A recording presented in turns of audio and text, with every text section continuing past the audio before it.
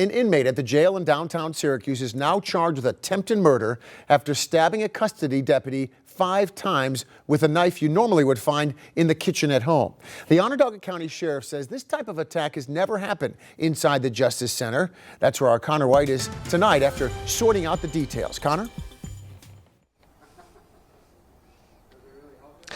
Matt, those 2 deputies are out of the hospital and recovering tonight, and we're told that the jail is operating quote-unquote business as usual. So the big question for the sheriff and his team now is how that inmate got his hands on that knife. Onondaga County Sheriff's deputies responded to their own jail Friday morning after the sheriff says an inmate stabbed one of their colleagues. Today's going to go down in history as one of the most vicious days in our downtown jail.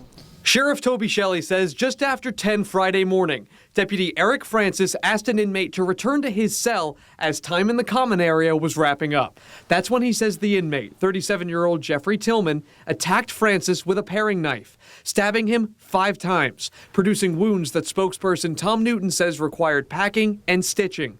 Francis was released from the hospital within 5 hours of the attack. Look at the chief's vest. He was able to get in here with that knife. Newton says this kind of so-called stabbing vest saved Deputy Francis's life in an attack that the sheriff believes happened completely at random. After it started, Deputy David Passano fired pepper spray, allowing Francis to use a taser on Tillman.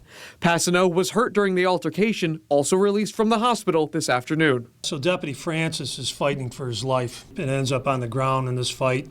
He's getting stabbed, but it's happening so quickly he thinks he's getting punched. He's not even realizing the gravity of the situation. The sheriff says the motivation is unclear, explaining that this is Tillman's first recorded violent incident inside the jail. He's been incarcerated there since October for stabbing someone else, waiting for his day in court. Attention now turns to where the knife came from. A full shakedown of the downtown jail this afternoon revealed no other contraband. How he got it in, where he had it concealed, we will uncover that. Tillman is still in the downtown jail tonight under watch by at least 2 deputies, though the sheriff did not clarify whether or not he's been placed in solitary confinement. He's due to be moved to a different jail in the area in the coming days. Reporting in Syracuse, I'm Connor White. Thank you, Connor. We'll continue to follow the developments and see what else we can learn.